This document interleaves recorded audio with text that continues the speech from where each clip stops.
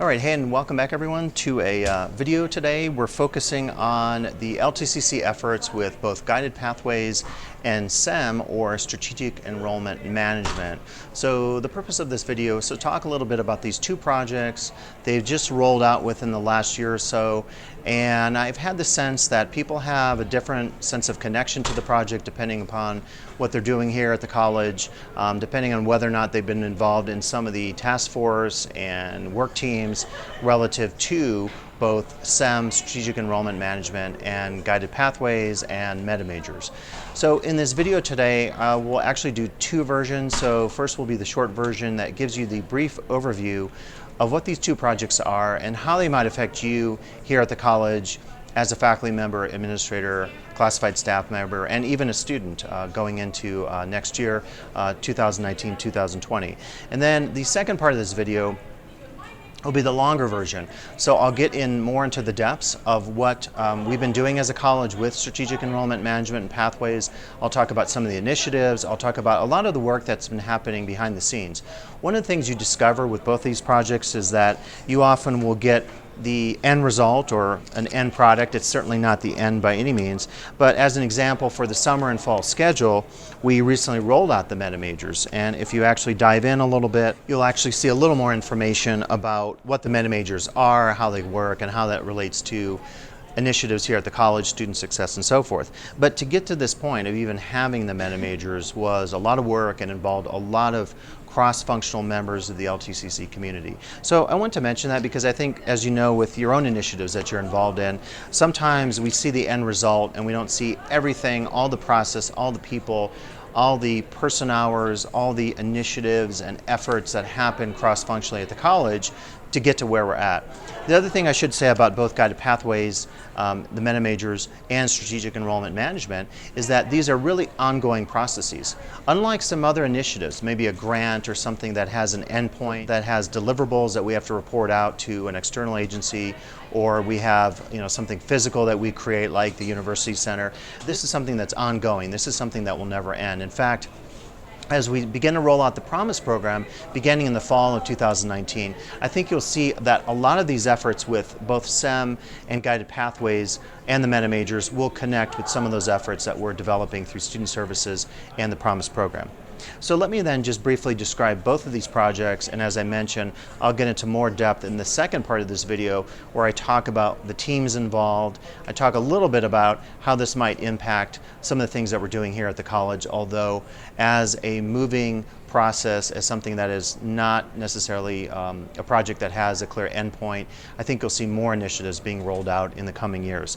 The first thing I wanted to mention was that if you look at the Superintendent President Board of Trustees goals for 2018-2019, you'll actually notice that 2 of the 7 goals relate directly to what we're talking about today. So the first of these goals was to implement the first phase of Guided Pathways and to launch MetaMajors in the fall. So we're going to be talking about that, and we definitely are doing a launch here, starting with the icons and some of the other initiatives. The second 2018-19 goal was to develop a strategic enrollment management project to implement that, and that is called Tahoe Clear. And so these two efforts really go hand in hand.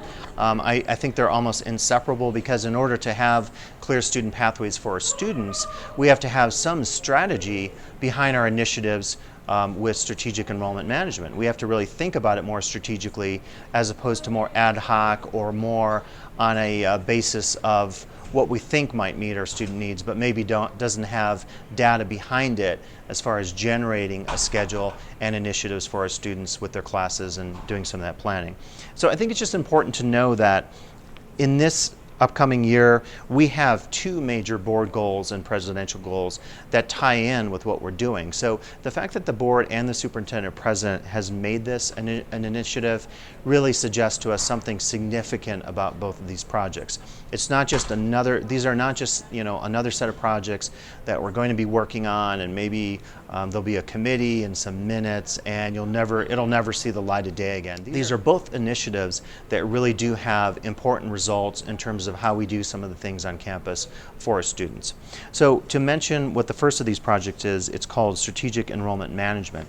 And this was actually a year-long project that we were one of the first pilot schools through the Chancellor's Office and the research initiatives there that allowed us to develop our own custom tailored, in this case we call it Tahoe Clear project. So the project involved a number of community colleges of different sizes getting together. Obviously we're one of the smaller schools, and all proposing a project related to SEM, or Strategic Enrollment Management. And the gist of SEM is just to say that we have some strategy as a district, as an institution, to think more critically about what we need to be doing in terms of our enrollments, about our classes, our schedule of offerings, and so forth. And so each of the schools developed their own projects, and I'll get into more depth about what this project is later in the video, but ours is called Tahoe Clear, and it was a cross-functional team of between, I think, 12 and 13 members. We traveled to both Southern California, 2 meetings in Newport Beach and Irvine, and then another meeting in Sacramento, and then also some on-campus meetings with faculty and staff. That included our 2 project coaches who are from different schools, from Kenyatta College and City College of San Francisco. We did Skype visits with them, we involved them in the process, and we involved them in our faculty in-service days. That involved faculty getting together and talking about what we could do better as an institution and within our departments in terms of doing more strategic enrollment management. So that's project 1. And again, I really like you to think of these as 2 of the same set. They're definitely interconnected in some important ways, and we need to think about that as we move forward as an institution. The second project, as I mentioned from the Superintendent Board Goals, is Guided Pathways and MetaMajors. And if you've been involved in any of the meetings on campus, if you've had any conversations with folks about Guided Pathways, you're probably somewhat familiar with what this initiative is. But basically, we're moving from what used to be called the cafeteria model, in which a student who enrolls in a class here at the college has a slew of choices. They open up the schedule of classes, they look through it, and everything under the sun is offered. A lot of offerings in every department, and not maybe a lot of rhyme or reason as to why a certain class is being offered one quarter versus another quarter. So you begin to see actually then that this is connecting back to the strategic enrollment management. So we're suggesting we're being more strategic about the offerings that we're giving to our students. And then secondly, we're creating a clear pathway for them to move through our college in a successful manner, in a manner that's efficient. If a student is taking 4 years to complete his or her degree, we really do need to be thinking about getting that down to 2 years, because again, we're a 2-year college. We're trying to get our students through in 2 years. Now maybe that's not possible in all programs. Maybe that wouldn't be possible in some of the sciences if we had a AA degree or a transfer degree in one of the sciences, but we're making that effort. So what Guided Pathways is moving away from that cafeteria model of offering students a slew of different classes and not giving them direction about, like, you know, when do you take your English class? When do you take your basic skills math class? When do you take your anthropology class if you're interested in enrolling and becoming an anthropology major? So what Guided Pathways is trying to do is to say, let's be a little more specific about the pathway of a student at the college. So in the first year, we're going to be a little more programmatic and a little more prescriptive about saying, hey, if you're thinking about majoring in one of our meta majors, and I'll talk about these in a second, then maybe in that first year we're going to direct you a little bit more than we would have in the past. Now, our counselors, going back all the years that we've been open as an institution, have been doing a great job in terms of guiding students and helping them complete on time. But this initiative is moving even beyond, and student services just over there on campus, even moving beyond what's going on effectively in student services. We're trying to make more connections between the student services faculty and staff and instruction, classroom faculty, library resources, ISP, DE, and so forth. So we're being strategic across the campus. And we're doing a better effort at really working with students and trying to make sure that their journey through the college is more efficient, successful, and more meaningful to them. So relative to making that happen, as I mentioned earlier in the video, we developed 5 meta majors. And meta majors, think of these as groupings of traditional majors at a college. So as an example, if we look at the one that I'm involved in as a Soc Anthro faculty member, that would be society, culture, and education. At a lot of schools, this is traditionally called social sciences. So this will include disciplines like psychology, anthropology, sociology, history, political science, geography, and many others. And the idea is that as a student, when you first enter LTCC and you come through the doors here, enter the Commons, you go over to the One Stop and you say, hey, I want to get some advice on what to sign up for in terms of my classes. Again, with the old model, with that cafeteria model, you would maybe have the advice of a counselor, you would maybe sign up online, you would look through our schedule. There wasn't really anything there guiding you as you start that journey through the college. So what we're saying now is, we make some of those choices for you as a student ahead of time. So we have what are called the 5 meta majors. The 5 meta majors then are groupings of traditional majors at a college. And if you have an inkling, if you think like, I'm more of a science type person, you look through the catalog and you say, I think I might be interested in science, technology, and environment. And so what we'll do eventually, we haven't done this next step, is we'll give students interested, say, in that science, technology, and environment meta major a first-year schedule, and we'll say, hey, we really advise that you take in your fall quarter this math class, this English class, and we'll give you maybe some choices. So if there's a GE requirement, let's say in cultural pluralism or diversity, maybe we'll give you 2 or 3 choices, depending again on what we do with our SEM initiatives to strategically plan for some of these classes. But in the past, you might have had like 20 or 30 choices within some of those elective or GE areas. We're going to narrow the choices a little bit, and the thought is we can be more efficient as an institution with our enrollment management practices. Our cancellation rates are going to go down, we're going to save some money, and we can pass on those savings to our students. So it really is a holistic effort when you begin to think about how the 2 projects that I'm talking about today will fit together. So as a student, as you experience this, you decide on your meta major, and then what we're going to do over time is programmatically build some of this out. We're going to build your schedule out a little bit. We're going to decide on our class offerings. We're going to think about that, again, very strategically so that we know that if you're a student and you're working and you need some DE classes to support some of our face-to-face offerings for your schedule, we're going to make that happen. We're also going to be building out other initiatives. Definitely in fall, you're going to see every year a big Coyote Kickoff event. We're going to have it arranged by meta majors.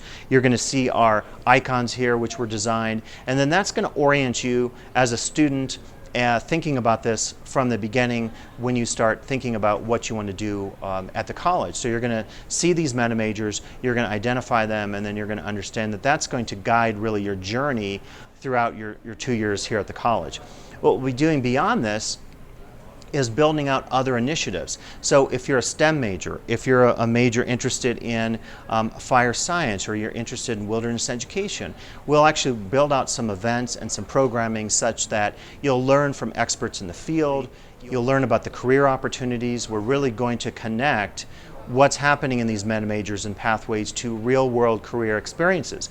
We want our students to get jobs when they've completed their journey here at LTCC. And so again, as we think about guided pathways and meta majors, I really would like us to see this as a work in progress. We've launched our meta majors for fall, which is meeting that important board goal. You see them in our schedule, you're going to see them in the catalog, but that's only the first step. The first step is really external. It's about branding and giving you a sense as a student what to expect in terms of majoring in one of our 5 areas here at the college.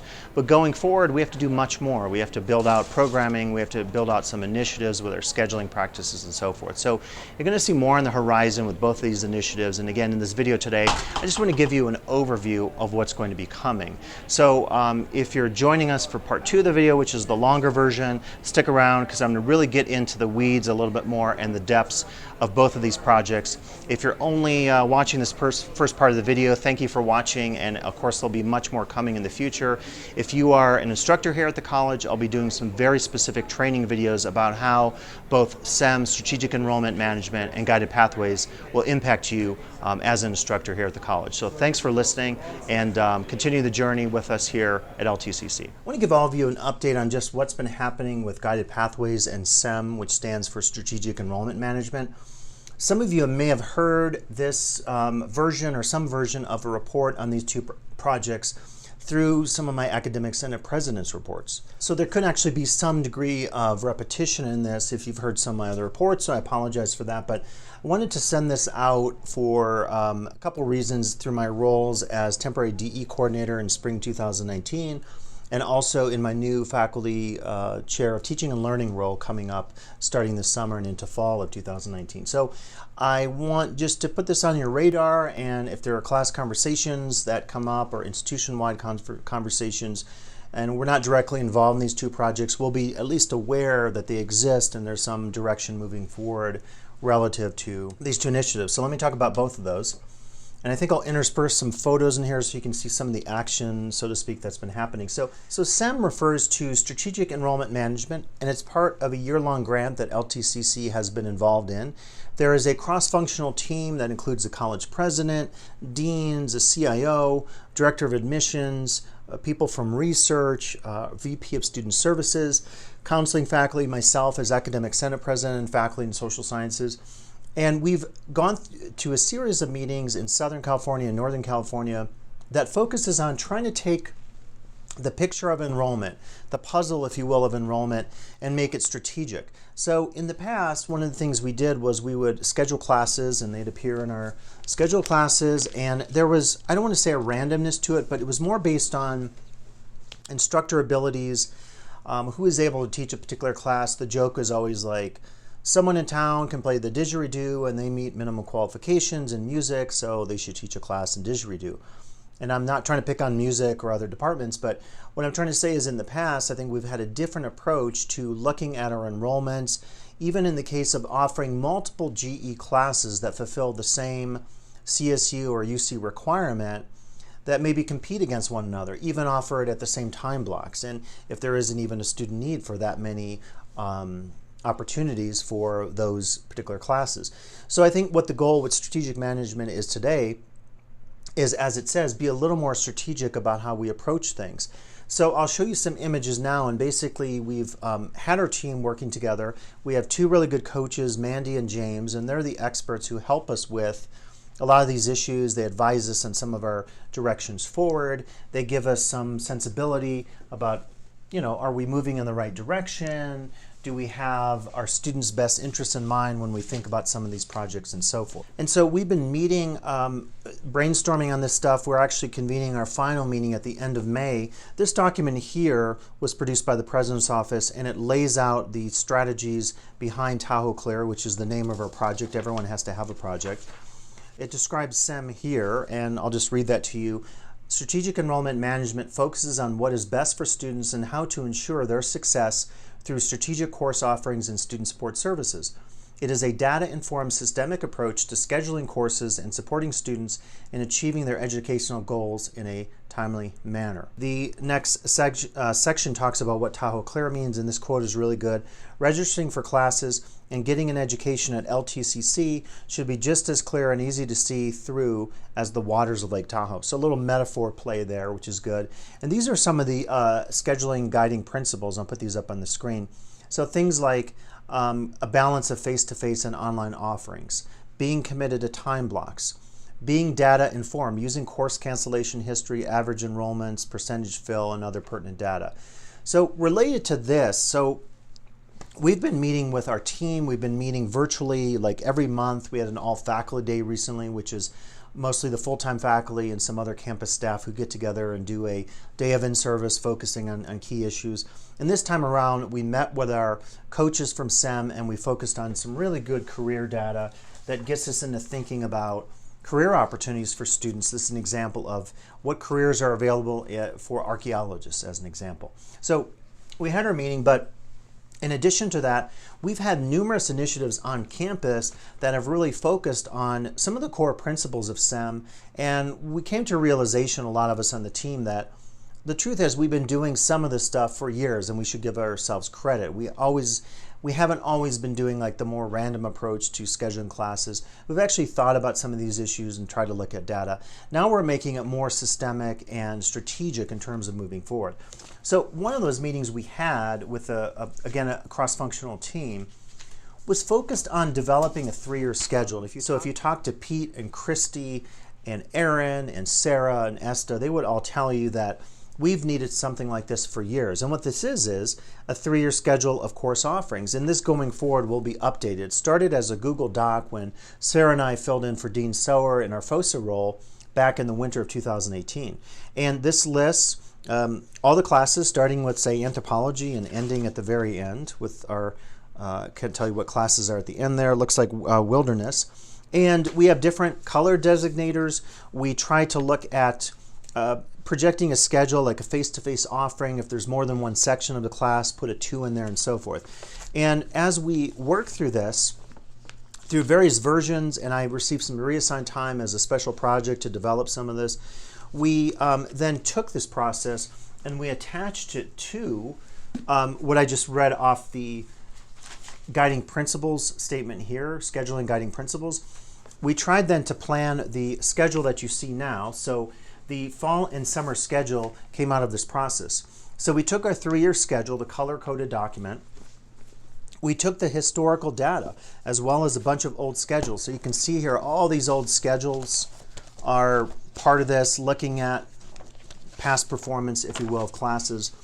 And I'll put a picture up here of just of what we were doing, working through the process in the University Center.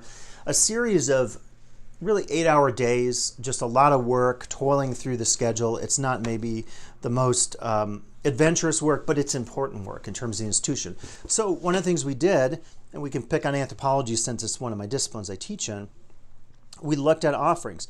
So for example, Anthro 101, Intro to Archaeology, the modality. So we looked at all the offerings going back years, and then we looked at, was the class canceled? If it went, how many students did it have? What were the final number of students? FTS data and so forth. So using this, it became clear that in some programs, mine included, that it's hard to sometimes justify some of our previous offerings. A case in point, if I think about my local degree in anthropology, and I offer an ADT, which is the state-approved transfer degree, which follows a particular model in anthropology, and a more local degree that has a different focus, if I look at my local degree, I really have to ask, what need is this serving for students? Is there a labor market need? Is there an academic need? If I already have an associate's for transfer degree that has followed the state-approved pattern. Connected to that local degree are a couple of classes, including Anthro 110, which is applied anthropology, which I cannot see remaining on our schedule if that local degree goes away. And that decision will happen through a very iterative process that involves our CLEMC group, which is our College Learning and Enrollment Management Committee, which will be looking at some of these areas that we're talking about in terms of maybe streamlining programs and looking at programs that have multiple degree pathways or very convoluted pathways. If you offer electives and required classes and you're in the hundreds of possibilities as far as possible classes, is that really following either a strategic enrollment management pattern or a guided pathways pattern when we talk about pathways in a second? So looking at Anthro 110, going back over the enrollment data, even when I offer it online, it's not a huge class.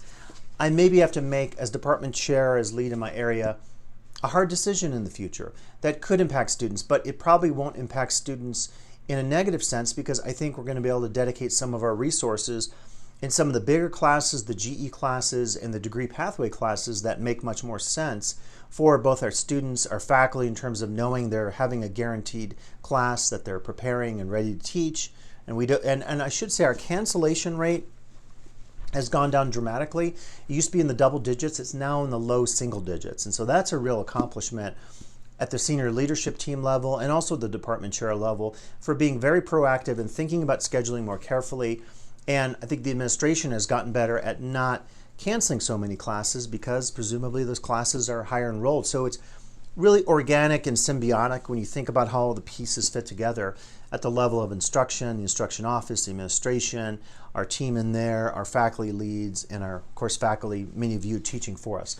So that's kind of the process of what went on even outside of these official meetings with our SEM coaches. And again, what I would offer is that as we move forward, because the counseling need is so identifiable, we really want to preserve this and keep this going forward. So I think more is going to be happening with this.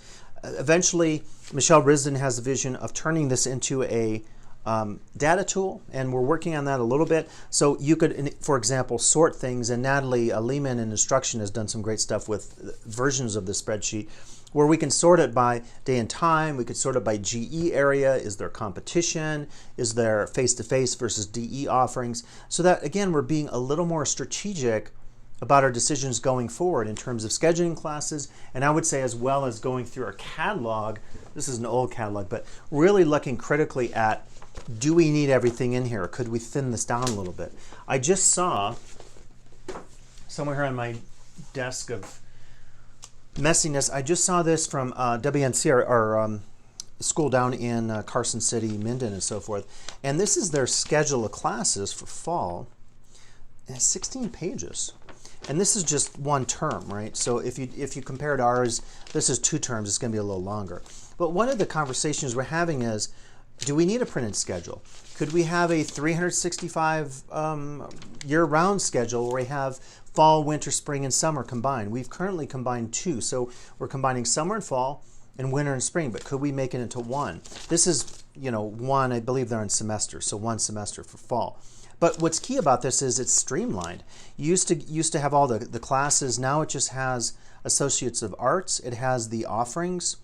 It actually seems a little thin. I mean, it just does seem like kind of a new, I don't know how long they've been doing this. I get it in the mailing because I live in Nevada in Minden, but it seems really thin. But, the other thing that's happening with the transformation of our student body is more and more students are on their phones, they're on the web, they're on social media. The value of a printed schedule, even, that conversation came up in one of our planning meetings last Thursday when we were all having a conversation with our SEM team members and our coaches. So it's stuff for us to look at as we move forward, as we think about streamlining, as we think about guided pathways. But this, I think, is a good initial attempt to include some of the guided pathways material, but I'm jumping ahead. So I won't read you all the scheduling guiding principles, but these are, I think, really important. Considering student needs first, which is the #1 thing, I think is the key moving forward. So just real quick, the 3 SEM goals that our project focused on, and I think we definitely fulfilled all these.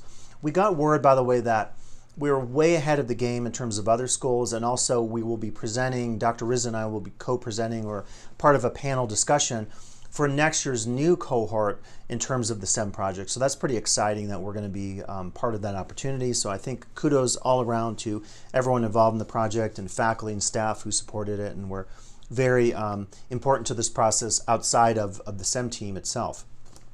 3 goals. So goal 1, create a student-centered schedule. Goal 2, create data-informed SEM guidelines and practices. Goal 3, create clear pathways. And that's the one that really links pathways to SEM. And I don't know if you want to talk about these as nested sets or interlocking, but they're really connected at so many levels. You can't do SEM without pathways and vice versa. So they're organic, they connect together. Guided pathways and MetaMajors, as you'll be hearing next year as we roll this out, has more of that lingo that is current and being discussed, but SEM is just so important to the college staying competitive, particularly as we've, over the years with our board and president, figure out how to diversify our FTES, our enrollment streams, with our JPA, with our DE, with our face-to-face, with our ISP, Incarcerated Students Program. So we become more nimble as an institution, and so I think it was a lot easier for us to do some of the SEM work because we had it on our radar, even though we didn't label it under the mantra of SEM per se. So a lot more happening, and this will give you the 4 areas that I think will carry forward going into next year, and I'll just read those to you. So integration, we talked in our meetings about integrating instruction services and student services together. Having counselors and classroom faculty and library faculty working together is very key because the pathways model and the cohort model of promise I'll talk about in a second really depends on that interplay and organic nature of a relationship between what happens in instruction and what happens in the counseling offices. I've said this for years, but we need closer connections between our counseling faculty and our instructional faculty, and I'll continue to say that because it's so vital. Second, MetaMajor planning in the groups, and I'll get to the MetaMajors in a second. You've seen some roll out of these. There are 5 MetaMajors. So the theory is we will work together collaboratively with faculty, staff, and others who are involved in each of the 5 MetaMajors and plan together. And a great example of that is to go back to our grid.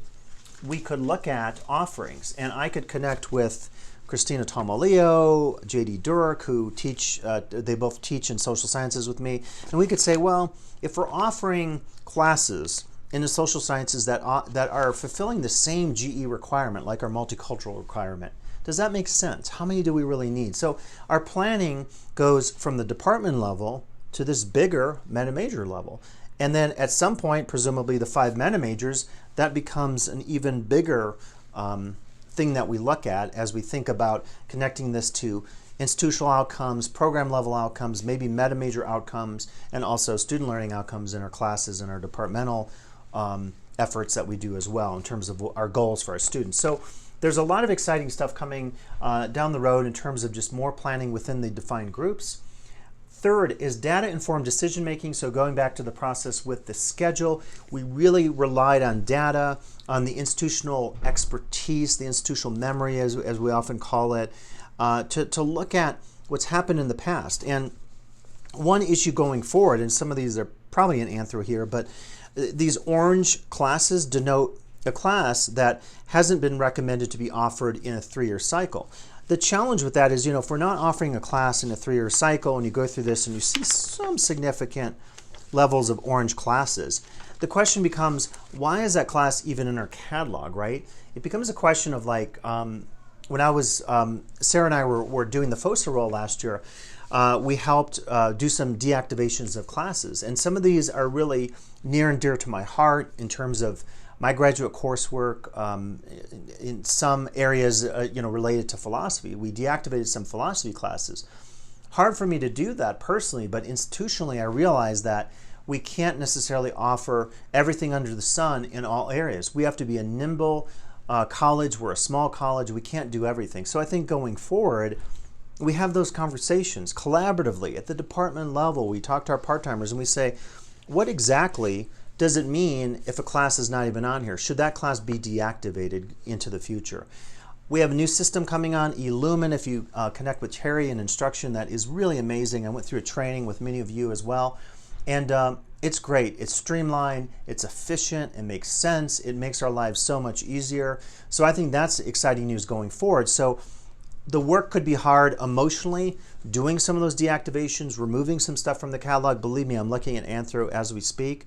But the practicality of it makes sense for our students. And then as faculty, collaborating with staff on campus, when we get involved in working with Enrollment, I think we'll discover it's absolutely so much easier than how we did things in the past. So that's going to make things a little bit easier, even if we do have that emotional attachment to some of our classes, as we all do. Fourth is a holistic student experience. So we'll get into this with guided pathways a little bit more, but for example, we do what's called the Coyote Kickoff, which is an event in fall. And I'm going to try to do some virtual representation of this. I'll take some video and share it with all of you, because in my new role as faculty chair of teaching and learning, I really want to use social media and YouTube and virtual conversations to connect with all of you part-timers out there who aren't local but want to be connected to the fabric of our college. So I'm going to try to represent stuff as best I can, give you some images or video of Coyote Kickoff. It's a really cool event where we think this year we're going to organize it via the MetaMajors, do some cool signage. And the idea is that students get to meet their instructors, the staff on campus, the program directors. There's activity, there's climbing walls. We bring out toys and do activities. The art department does, some art demos and stuff. And it's just a really fun day for our students to kick off the fall quarter. And I think this year we have that opportunity to really highlight the great work that's gone into creating the MetaMajor icons, the descriptors, and all the work that went into just getting this new program off the ground and running. So holistic student experience. Going back to career data earlier, when we met in our groups as MetaMajors Friday here in mid-May, we looked at labor market data. I'm just sharing here the Bureau of Labor Statistics. We had conversations about some of the efforts we already do with career planning with our students for all the disciplines, including anthropology, sociology, not just career and technical programs that sometimes get labeled as the, quote, career programs, which I think is not quite right.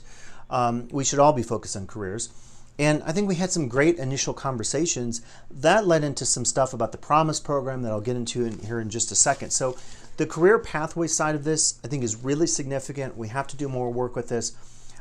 There's also conversation via marketing with Diane and Katie about doing a web component for this. Dan, our wonderful graphic designer, talked about his ability to translate some of this to the web. So as a student, I might log on and say I want to be in our science, technology, and environment MetaMajor. I click on that. some additional menus come down, some drop downs, and I can see all the degrees, I could see programs, I could see career data, I could look at internships. I mean, it really could be a one-stop shop for a student trying to follow that pathway of completing their degree, their certificate, their program of study, and then getting on board with a career that's out there, maybe locally, or if they're a virtual student somewhere else, or transferring to a four-year and eventually thinking about getting their bachelor's or master's or PhD, whatever. So a lot of exciting stuff coming down the road in terms of the holistic student experience. I think we'll shift to Guided Pathways now. And Guided Pathways is a movement, and let me show you the book that is like the holy book of Guided Pathways, Redesigning America's Community Colleges. And this comes out of the group that is involved very heavily with college research, Teachers College, Columbia University. And they basically have stated that the old model of education is over, the old model being like a cafeteria model, where you, as a student, you look at all the classes available, you pick and choose some, there's no direction, there's no meeting with a counselor, and you don't really have a clear pathway. What Guided Pathways does is, as this says, it redesigns, and this is focused on community colleges, but four-years, believe me, are doing this as well. It redesigns the pathway of a student. Well, first off, it defines a pathway, because in a lot of cases, like when you are a student and you're trying to decide to major in something, maybe you don't know what to do. A lot of us as students, I think, change career or major pathways. I started off as a music and communications major and then switched to anthropology. We all have those moments of transitioning. In my case, I knew I was at a very small school and I was a music major there, and I decided to switch to anthro because I really liked the coursework and the career pathway. But I realized very quickly that that school was way too small. One of the instructors who was teaching anthro was moving on, and so I said, I got to transfer to a bigger school, and that's what I did. And I figured out my pathway in basically a year. Not all students can do that. Not all students have those opportunities. So Pathways is an opportunity to really make more clarity and a little more decision making up front to eliminate that sense of uncertainty while still preserving some level of choice among our students. So the Guided Pathways efforts have been going along almost in tandem with SEM. Like some of us on the SEM team are doing pathways. There's a specific Guided Pathways work team. Of course, the deans, they kind of oversee a lot of this, and the CIO, the president's involved in both areas. So over time, there's definitely been some crossover between the two groups. I was involved in a committee along with Diane Lewis, Tara from University Center only for the university, and culinary and hospitality program, and then Katie also from marketing. And we specifically were tasked with hiring a firm to create both the icons for our MetaMajors and Guided Pathways and descriptors. And the descriptors basically take the graphic and color representation, and by the way, the colors are meaningful, so the colors do have a purpose in terms of creating like color branding, which if you study branding, you know is very important. The descriptors express like the action words. So if I am looking at art, languages, and humanities, I might want to create, communicate, and connect. And then there's a descriptor below it. So we spent quite a bit of time interviewing 4 or so different firms. We finally went with a firm, and then once we hired this firm, we went back and forth and via email and in-person meetings, fine-tune the drawings. We discussed different versions of it. What came out was really great, and Jeff DeFranco, our president, has said that in statewide meetings, other people have commented that ours look really good, because what you tend to see, I'm not going to name colleges, but a lot of colleges have like very clip arty or stock art or wingding kind of things where it's like just there's a globe for their version of art, languages, and humanities. So Dan, our graphic designer, fine-tune and design each one of these. And when you see them blown up, I think they're absolutely great. So really good job, everyone involved in that. Going forward, as I mentioned earlier, we want to take those components and put it on our branding. You could put it on t-shirts, you could put it on signage on campus at our Coyote Kickoff event. We could definitely do a web build out, as the marketing department's been talking about. Again, you could see this here. So as a student, you could imagine a web portal. I log on here, I would click, hey, I'm kind of interested in business, hospitality, leadership. Click on that, what's going on with that. That could take us through to career data, such as through Tahoe Career Connect with Frank, Frank in the advanced office has been working on recently. So a lot of possibilities moving forward. I could see this integrated into some of our apps or new apps. So definitely more coming with Pathways next year into the future. So I wanted to mention the Promise program, and the Promise program really does loop in particularly well with Guided Pathways. It is a grant that we received. It kind of started at CUNY and the City University of New York, and a team including Jeff DeFranco, Jonathan King, and Christy Ellingford went to CUNY and trained in the whole project. They have done some amazing things getting their graduation rates up to near 50%, and the annual average on that can be really low, like around 15% or even lower than that, maybe 7%. So the goal is to, with this grant, is guarantee students a first-year experience. They get free college, they'll get a lot of perks, they'll get bus passes, they'll get a book voucher. I believe the president was saying about $100 every quarter they'll get. So there's a lot of perks that go along with it. There's a cohort model that's inherent to the Promise program. The cohort model suggests that learning and going through a program and taking classes together, maybe not all classes, but some of those classes, having a first-year experience, as I'll talk about here, really leads to increased success. Just having that social connection.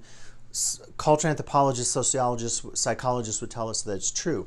When people do things in groups, the learning can be more informed, it can be more meaningful, it can be more exciting, it can be more pleasurable. So I think the cohort model, as we pilot it with Promise, is going to be really exciting and offer opportunities for all of us, including our students, of course.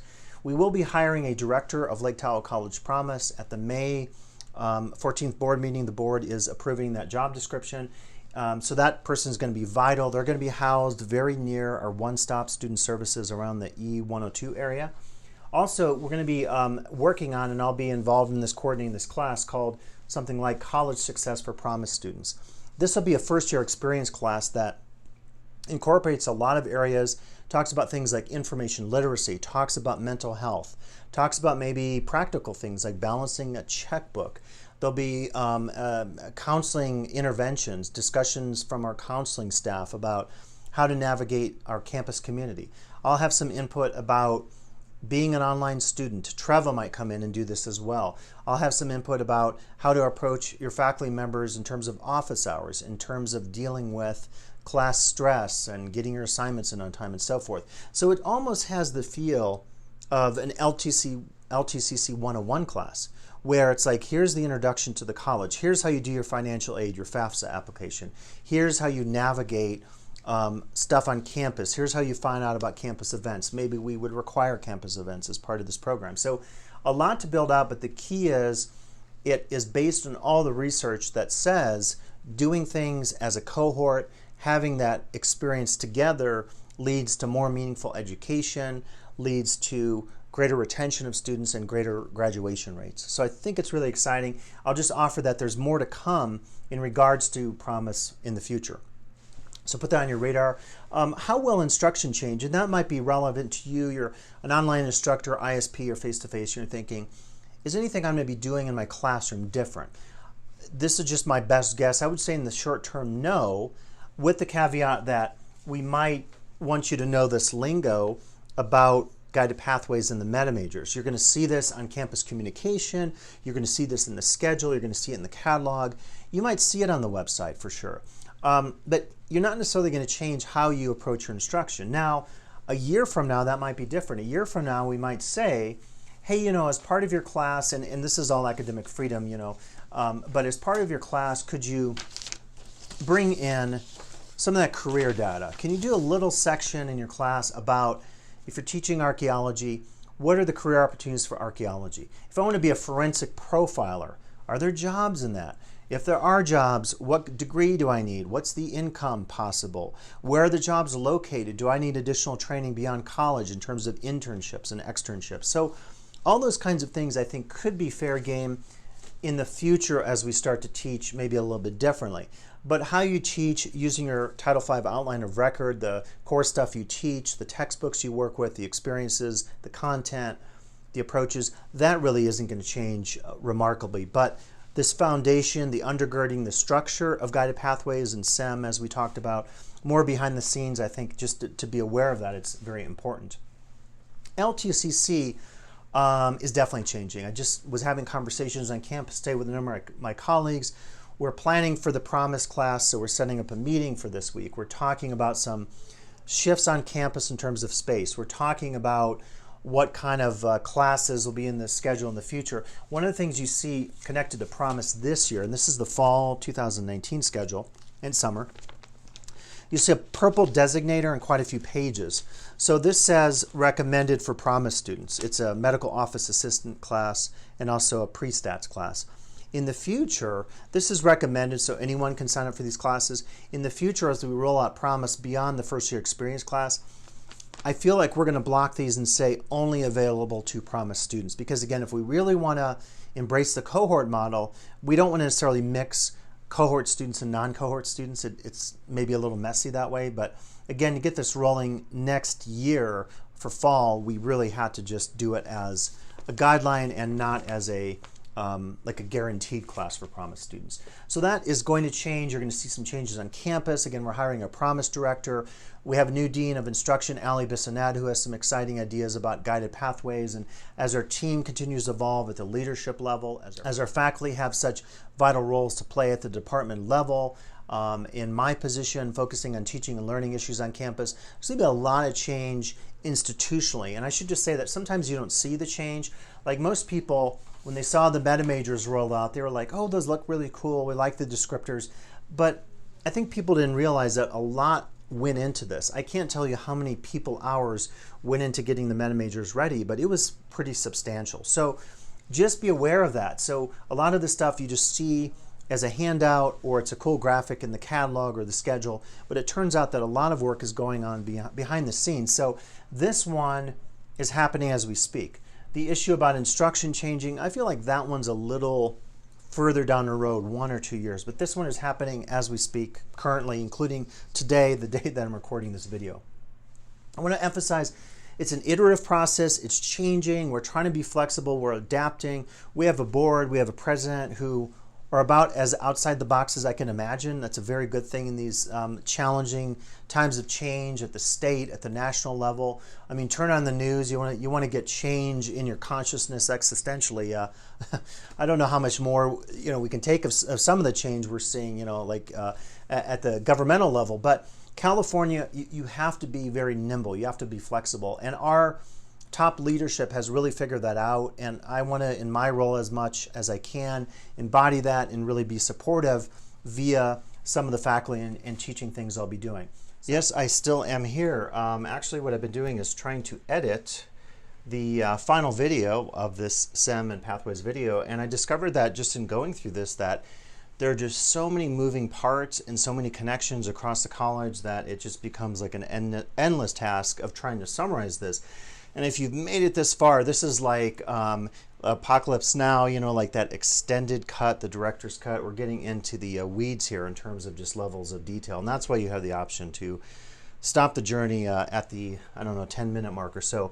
But I think this is important stuff, not to give a final point about summer pathways because they're both continuing forward, but to really inform you about what's happening. So as I was getting down to the end here of the video, I realized that there was a little bit more to say because when I recorded a lot of what you just saw, that was actually before our final convening. And recently what I was doing, I was actually looking at, I set up a Google Photos folder just to share with team members on campus of all the SEM and Pathways activities. This goes back to, it makes me feel old, like a year ago, back when I was helping out with the FOSA role, when we did our very first Guided Pathways activity, and it's kind of exciting. And you remember some of the overachievers. I think this was the probably the art department. That looks like a Phyllis Schaefer masterpiece there.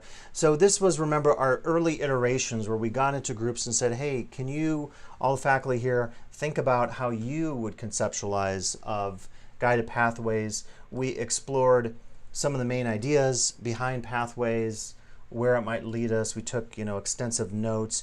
And then going forward, we had additional faculty days. I can't even remember, but again, what you see here that you don't get captured in this stuff necessarily, the icons, or the board president goals, or what you see in our summer fall schedule, or what you get from reading the Tahoe Clear document, is that it's a process and it's something that happens over time. It involves multiple stakeholders. It involves people disagreeing. It involves debate. I mean, I think about the debate about should we call STEM STEM and those kinds of issues. So as we move from that first version, we got into, recall we had that activity where we got into groups and we said, get together in your areas and think about where you would take our certificates and our transfer degrees and where would those go logically under the MetaMajors. And if you recall at that time, we had identified 6 MetaMajors as we put these up on the wall and we talked about where we thought things would go. In fact, the public safety and health science, you see it right here. This is really a result of that process. It reminds me of what graphic design firms often do, or design firms where they try to do things visually on these big boards on the wall. If you just look at this, you could see the argument is to be made, like as we did, there's not enough here. There's not going to be symmetry to have 6 MetaMajors, so let's put this into here. There will be changes over time. We don't have, like the complete mapping of the MetaMajors in terms of degrees and programs, certificates, but we're really well on the way. More than, people have been saying, more than any other school in the state. So pat ourselves on the back and so forth. Our SEM team continued to meet. We had our coaches, we had activities, we had conversations about how to use the experiences of James and Mandy from their schools and their unique experiences and what they're dealing with, and compared notes and so forth. We've been throughout the time meeting in our group, developing the scheduling practices and trying to do some of that going forward. I really enjoyed doing that. I won't be involved in it in the future, but it was a great process working on that and seeing some of those insights. We've certainly had all sorts of presentations. This is Jeff and Michelle at one of our convenings. I think this was the one in Sacramento, talking about summarizing our project. We continued to meet. We had a really good session that Jeff took the lead on, as you might imagine here, leading this group, and he laid out, with our advice, just some of the principles, action lists, next steps, and so forth. And all this stuff really becomes great information, because as we move forward, we can really think critically about what needs to happen next, our accomplishments, opportunities for future things on the horizon. We had another faculty day where we talked about the 3-year schedule, and we did more of that work trying to lay out a typical schedule that a student might take. So as we see here in psychology, this is a sample program map. What would that look like? If we give you on the first day of classes, or when you sign up as a Promise student now, here's your schedule, here are the classes you're going to take, with some opportunity for choices. So really good faculty days there. You remember that Dr. King brought in Dr. Poindexter from Sacramento, and he presented on MetaMajors and program maps from a student services perspective. And that was a really great, we had the most students involved in that session. We had a lot of people. You see Katie Bongard there, a lot of group work, and we had so many just students and student service faculty and staff and administrators taking part in this and having conversations about how to build out that student experience side of things. Like, here's a thing about onboarding we talked about. And so just really, really, really valuable information that was gained.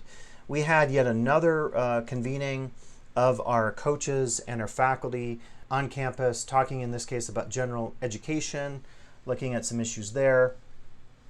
We had more group meetings. We met for an entire day, actually, and this is the president defining what would eventually become our poster board that we presented at the final SEM convening. So again, I'm really trying to emphasize in this video that it often seems like these just appear out of the sky, or the board and the president, set a mandate and say, we're going to do MetaMajors in Tahoe Clear. It involves just so much behind the scenes that really, of anything I've ever done in the college in like 20 years, working on these 2 projects, it's given me the greatest amount of appreciation of just like teamwork and collaboration, and what the president is always saying in terms of cross-functionality. I haven't seen it happen in other cases, and I hope going forward that we will use that model and really embrace it and continue with it. Jumping this, even though this was the final convening of our SEM team, it's not the end of things, for sure, and I'm going to talk about that some of that in a second. I thought next I'd show you some of the poster session video I took with one of my cameras and just show you some of that. I think I'll talk over this a little bit as well, so I'm going to do this in post-production here to give you a sense of just the excitement of finishing the project as much as we could say we finished it and passing on our advice to the next class. So let's jump into some of that video now. Okay, so we can actually start taking a look then at our booth here. So a lot of effort has gone into this, just a lot of people on campus, a real collaborative project. So you see here actually we have our brochure, the Tahoe Clear brochure. And this lays out the main principles. So for our college this year, the 3 goals were to create a student-centered schedule, create data-informed SEM guidelines and practices, and create clear pathways. And really this last one is leading us forward in terms of guided pathways, which we'll take a look at on our poster board here. So this was sort of laying out the vision, and this project started last summer in June of 2018. We're now meeting here at the end of May of 2019. So it's been a really lengthy project just in terms of getting it off the ground. Okay, we can swing around now and look at the actual, people are kind of rolling and looking at it, so I'll get you some shots at it later. But so this essentially lays out the goals that we established, as we talked about earlier, those 3 goals there on the left. We talk about our accomplishments. You can see there we have our MetaMajors, and this was kind of exciting. Actually, a pretty cross-functional team got together working on these, and it was a lot of effort to get it into the fall-summer schedule and also the catalog, but really excited about what came out as a result. Worked with a graphic designer, and one of the things about our MetaMajors that you'll note compared with some other MetaMajor icons out there nationally, if you look at just other icons, is they often look like clip art. So we engaged a graphic designer and really tried to customize and reflect 2 things here. One is you want to give a sense of the identity of that MetaMajor, so you certainly want to communicate something very broad in general, but at the same time you want to make it very specific to who we are. Big emphasis there in terms of public safety, in terms of our wilderness leadership program, and then also some of our traditional programs. So within our society, culture, education MetaMajor, you have things like psychology, anthropology, sociology, and so forth. We also have interspersed on here some of our team involved in the various meetings, going back to the very beginning when we were trying to figure out how to take the programs we already have established and to really put those under the MetaMajors at the college. So this is one of our training days where faculty got together and worked on establishing what would make sense for each of the 5 MetaMajors. And initially this was actually 6 MetaMajors, and so it was important to have a collaborative process at the college and to really work on coming together and seeing if there was consensus. And with the exception of maybe 1 or 2 certificates or programs out there, most people, there was great coalescing of the programs under the MetaMajors, and that made it really easy to then establish the individual MetaMajors. Over here you see just the listing of the committee members, so really cross-functional team across the college, administration, faculty, counseling. This is from one of our sessions where we were working on strategies for the future going forward. And then this is that Tableau data scheduling tool that we were just piling there a little bit. And this paradigm shift is pretty cool as well, because it's talking about moving from the past in which departments really led the way in terms of scheduling, and now we're trying to take a little broader view, still of course looping in departments, but trying to establish the importance of using data, of really thinking across the college in terms of, again, that cross-functionality that's very important in terms of laying out the schedule and thinking about what's best for our students.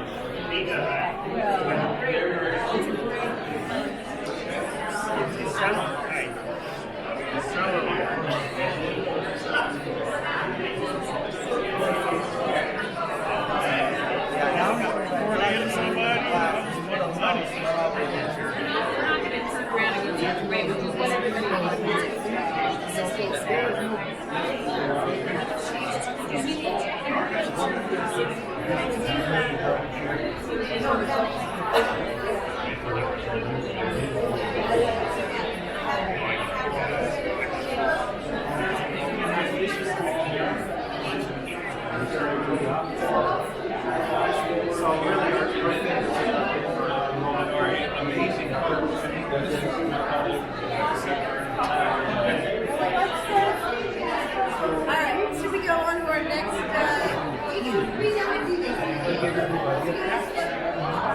Go out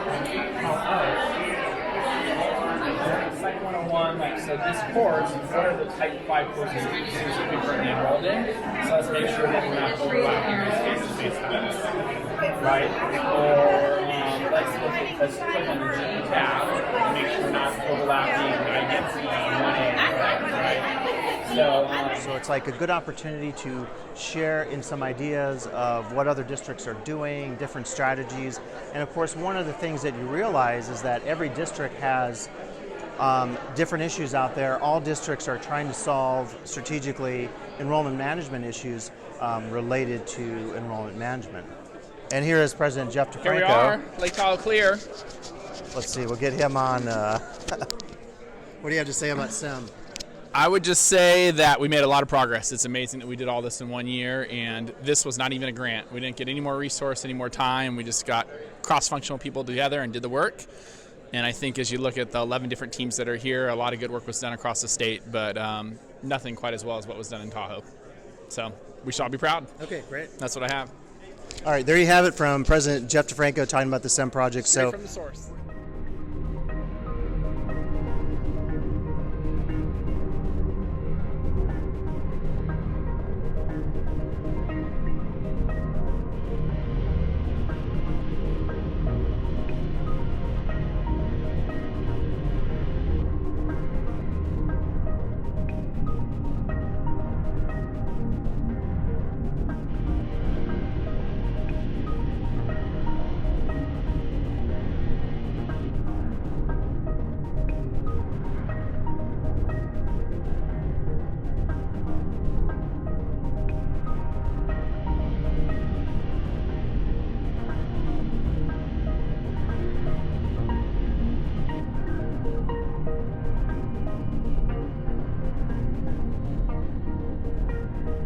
Again, it's not the end of the project, it's a continuation.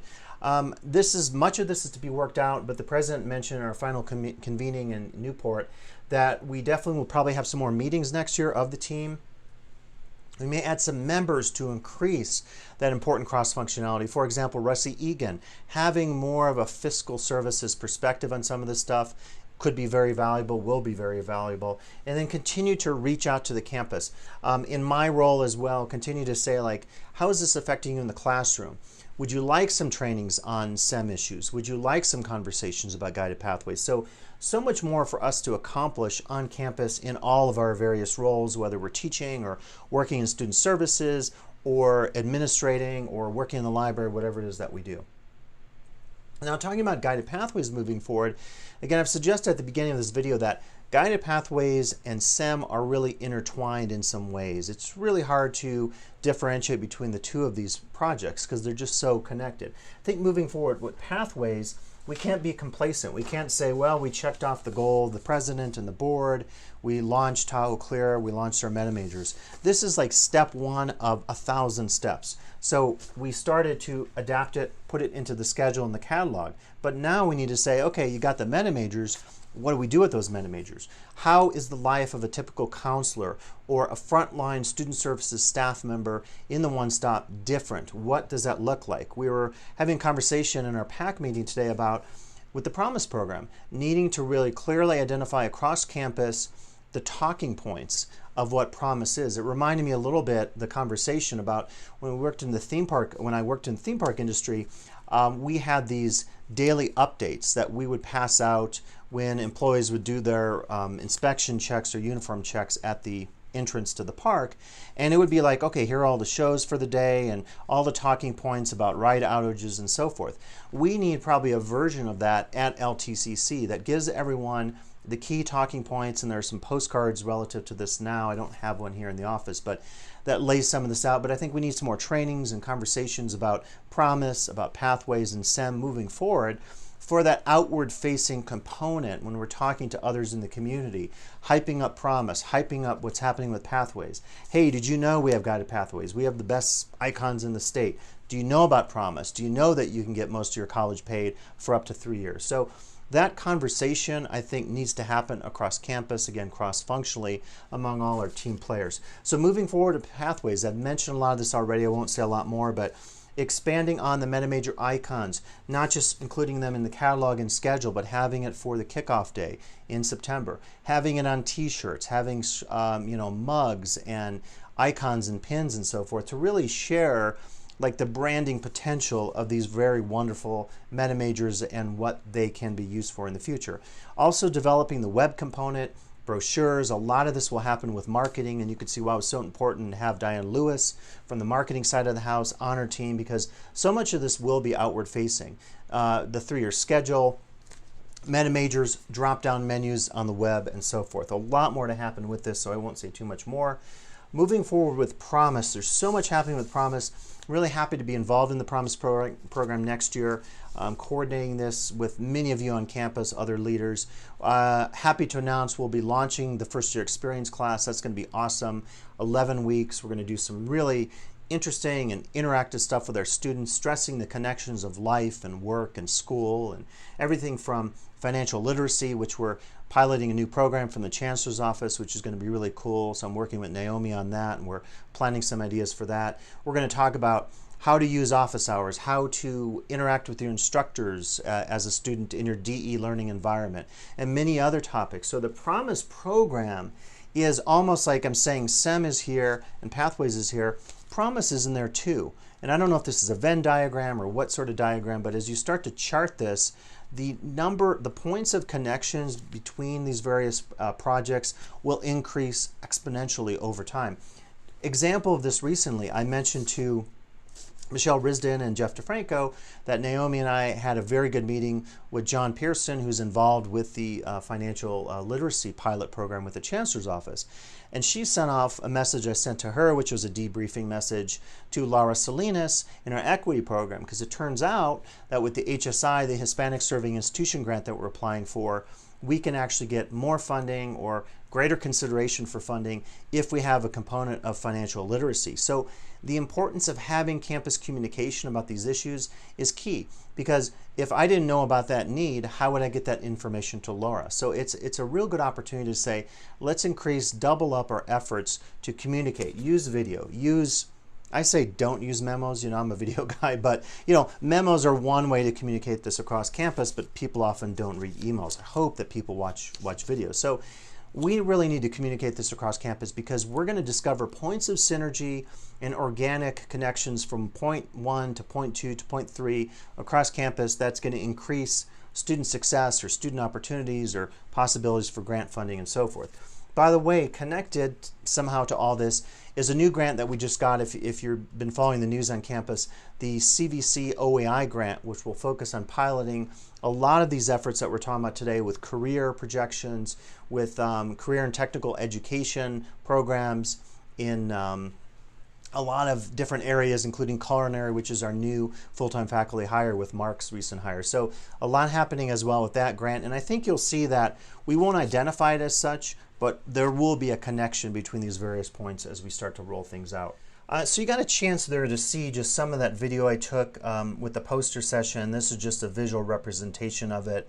Really nice, I think, to see this. It sounds like I'm bragging a lot about our team, but we really authentically did hear from people that we had a great poster. And one of the coolest things was this brand new, we can thank Donna and Adam in the research office.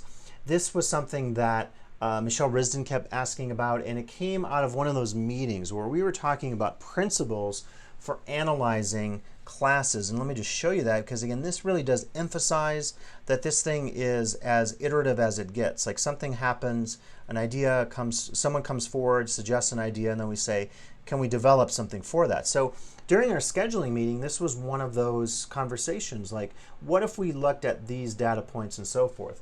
Over time, that got incorporated in this Tahoe Clear document, as part of those scheduling guiding principles that I talked about in great detail earlier in the video. So then the next thing was to say, okay, well, that's great to have those principles, but as Natalie can tell you in the instruction office, she's done so much amazing work with this, with the Excel files, and she's a real genius at Excel. I feel like such a novice at Excel when I see what Natalie can do working her magic there. But conversation was, well, wait a second, we need to automate this a little more. It's not that easy to just take, some Excel spreadsheets and, incorporate those. We really need something that's a little more automated. And so that's what became of this, as we joked about it, the tool.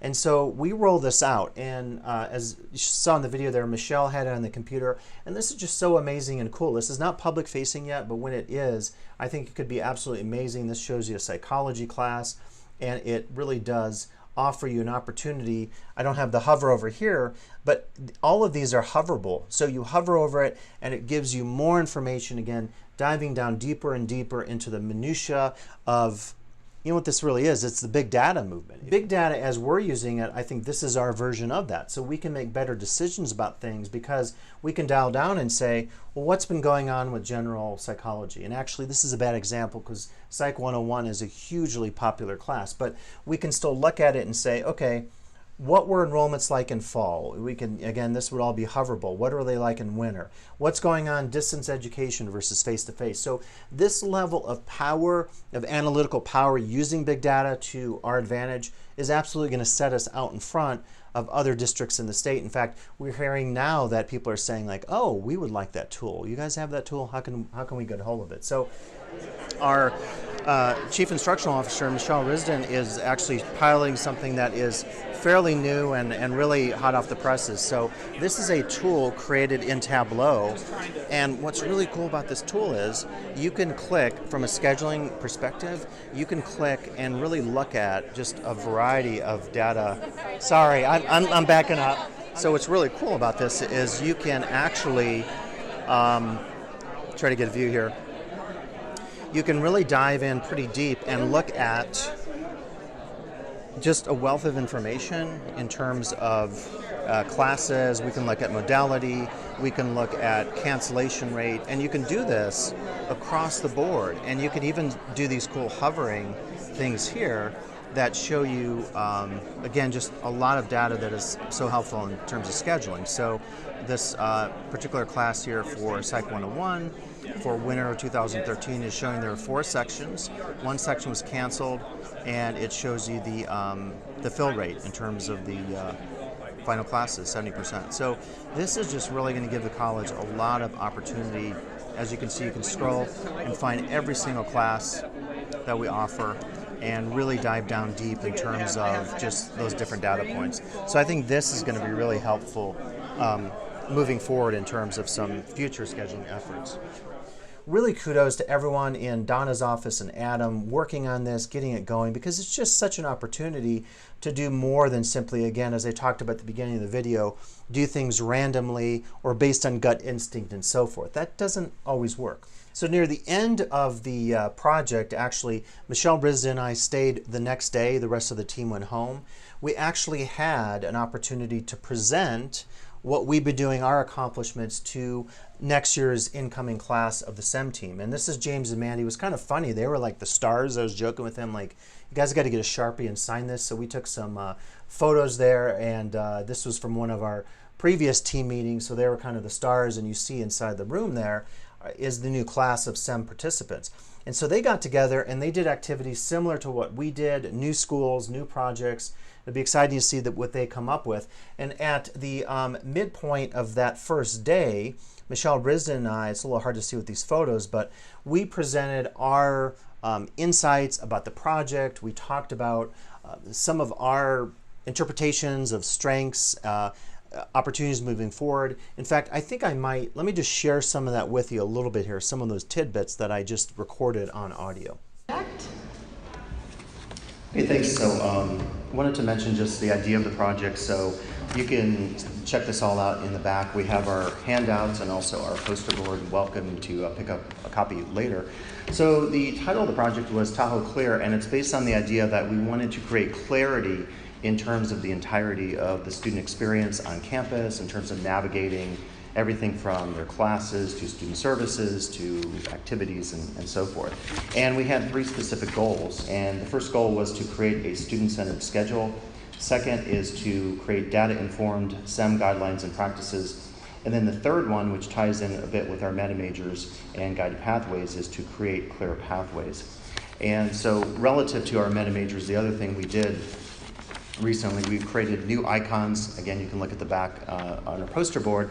But this was a pretty extensive process working with graphic designers and a team on campus and really trying to go through different iterations of how to create, again, using the idea of clarity and navigation, really iconic images that could orient our 5 MetaMajors.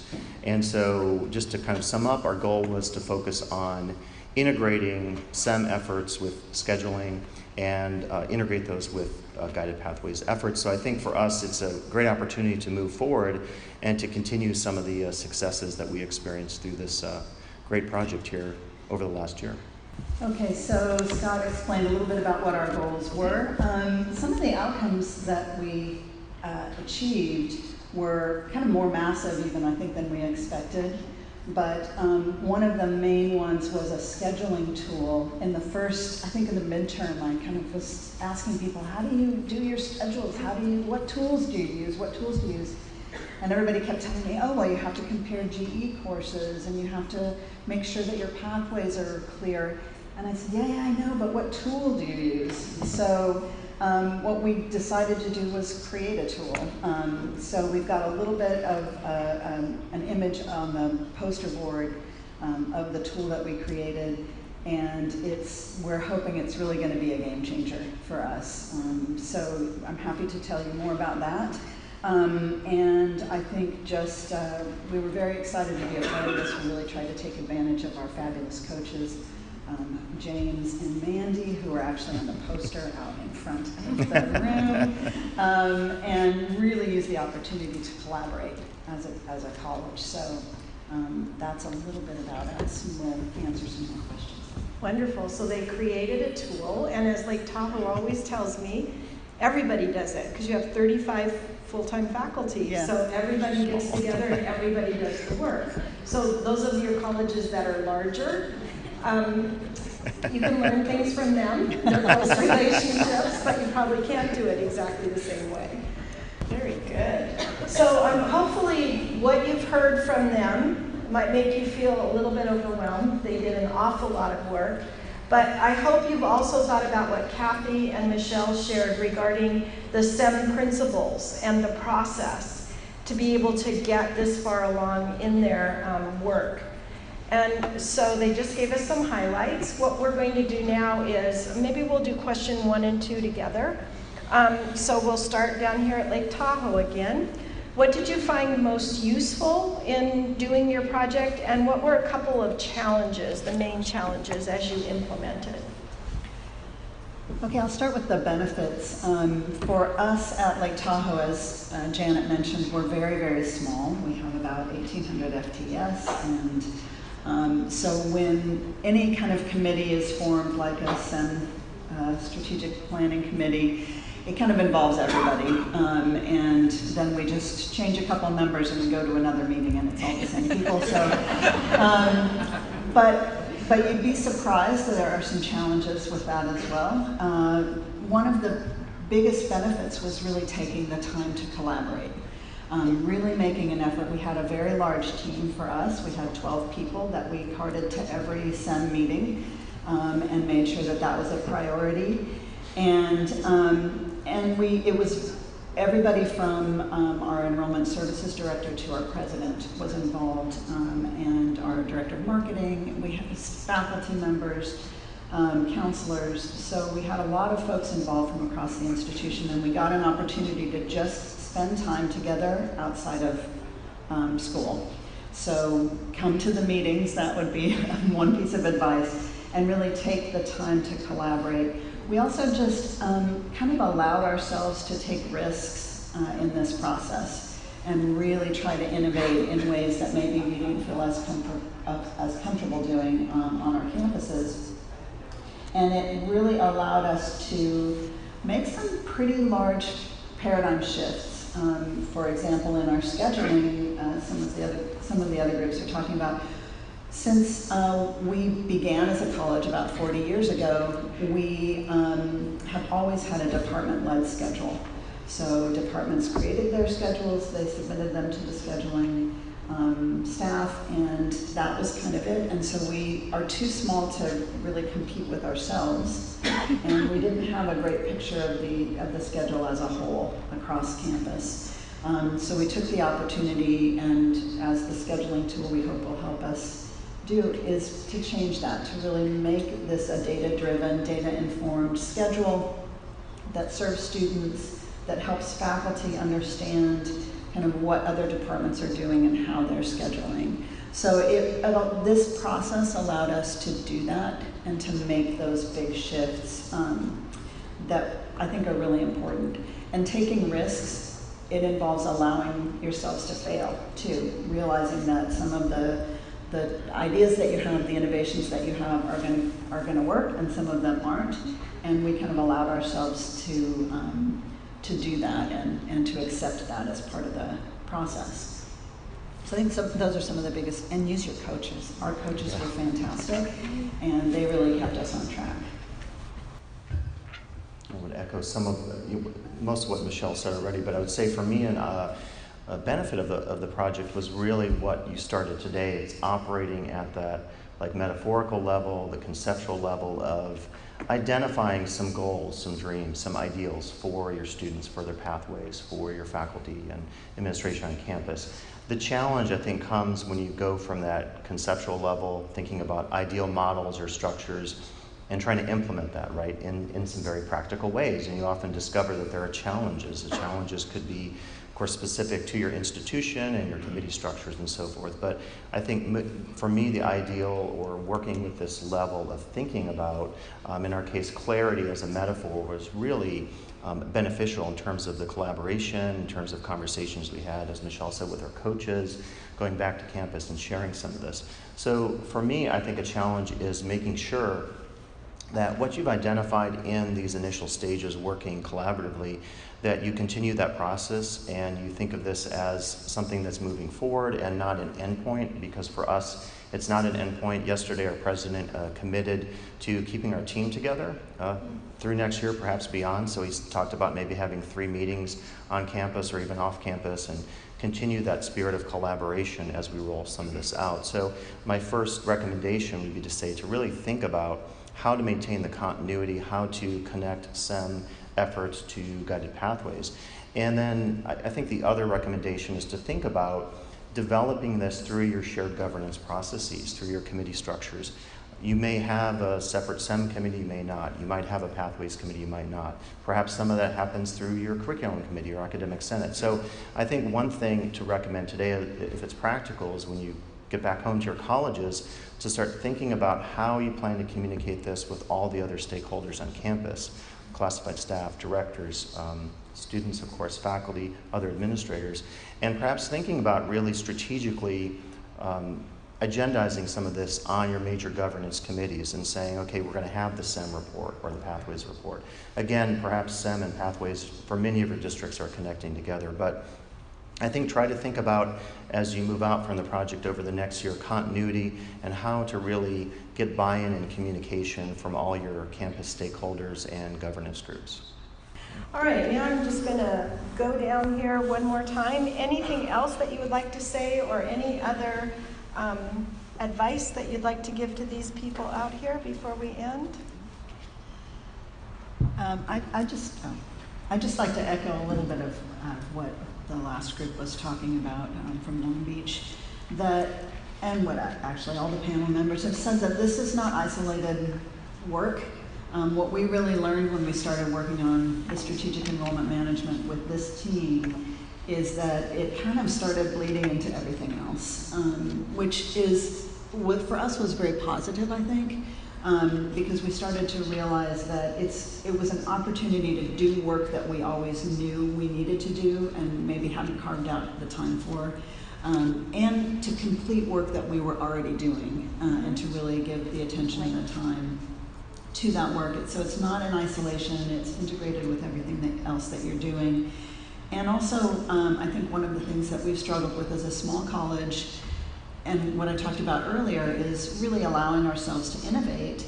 That sometimes we get hung up by thinking that everything has to be completely in place before we can move forward, and we have to take care of every piece of it before we can make any steps and take any steps forward. And we kind of have allowed ourselves to, bite off pieces of things and move forward with those and make those effective without necessarily having to have everything already worked out.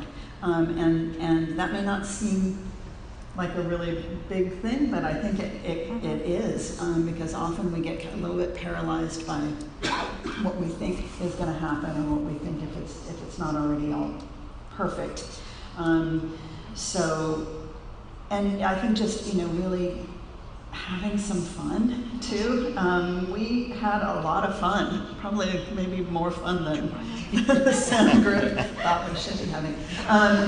But we had a lot of fun. We had fun with our coaches, we had fun with each other, and we really just took that time to be with each other and listen to one another and make some progress on things that we've been trying to work toward for a long time. So that would be my piece of advice, is enjoy the time together and enjoy making whatever progress you do, even if it's not the full progress to complete everything in your... And just one quick thing to build off that is the spirit that you take from working on this project over the next year with your coaches, that collaborative spirit, that spirit of being creative, to try to really take that back to campus. I mentioned the governance groups, but I think another key aspect of this was that we started to decide that all of our faculty in-service days would be focused on aspects of SEM and guided pathways, because the two go together.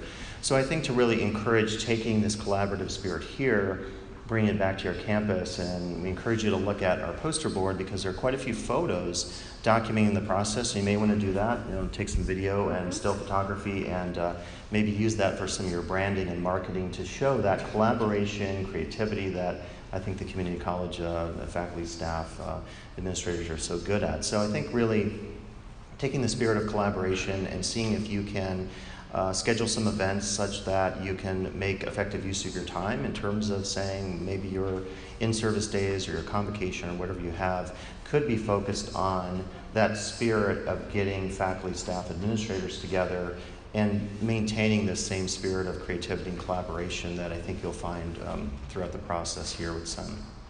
Good. All right, so all 4 schools will have their projects back there, and Lake Tahoe does have some handouts that you're welcome to take, and I think taking pictures as you go to document what's going on, great, simple idea to add. Good. So what's cool about that is you feel like, okay, you can give next year's class, the incoming class, some insights about what worked and some strategies. My main takeaway was really work on connecting everything you're doing with SEM and pathways to your governance processes, to your various committees, because it's a great opportunity to increase that cross-functionality and communication across campus, as we're so familiar with at LTCC, because we're such a small school and we do this all the time. So just for me, I guess summing this up, and I know the video has been long, but I wanted to do something as comprehensive as possible, because if you haven't attended some of these meetings, you may not know what's been going on. But my personal view about this is, it goes back to what I said a few minutes earlier. I really think in terms of collaboration, cross-functionality, critical thinking, even disagreement, effective disagreement among team members, it's one of the best projects that I've been involved in, because there really didn't seem to be limits going into this. We didn't know what was going to happen. I don't think any of us thought we were going to accomplish anywhere near what we did in terms of our efforts, connecting back to campus, working with our coaches, presenting some of this statewide. In fact, Michelle and I, via Russi and the ACA meetings in July, will be presenting some of this in a half-day-long workshop about the SEM project and guided pathways. So we continue to have dialogues with statewide people. I think it's an opportunity to put LTCC and our unique brand and our strengths and accomplishments on a very regional, statewide scale on the map in terms of people knowing about what we're accomplishing here. So from my personal viewpoint, It's been a great project. It's been a great process. It's great working with the various team members in both of these projects with SEM and Guided Pathways. But I also realize that critically, we're not done. We're never going to be done with this. We can't pat ourselves on the back too much because guess what? There's more work to be done. We have to accomplish more. We got to roll out promise. We got to make some strides forward with some of these grants that I was talking about early in this video. So great opportunities to continue. And as I'm saying here, this is not a conclusion. We head forward, we continue with what we're doing, and hopefully we can continue to be successful in everything that we do here at the college relative to SEM, strategic enrollment management, and guided pathways. So just to piggyback on that, more trainings on this topic will come. I think as soon as guided pathways and SEM start to trickle into our classrooms, then we'll do a check-in. I'll be doing both virtual and face-to-face trainings, live casting all this on YouTube, so you can be involved even if you're not available to come to campus, and you could watch and comment at home wherever you happen to live around the world. As I roll out this FCTL role, I really envision that pathways and SEM directly connect to the classroom. It's up to all of us as faculty members, full and part-time, face-to-face, ISP, and DE, to engage with our governance processes, engage with our department chairs, our instructional deans, and really have some important conversations about how teaching and learning needs to maintain its special place and prominent place in terms of all these conversations, because it's what we really do.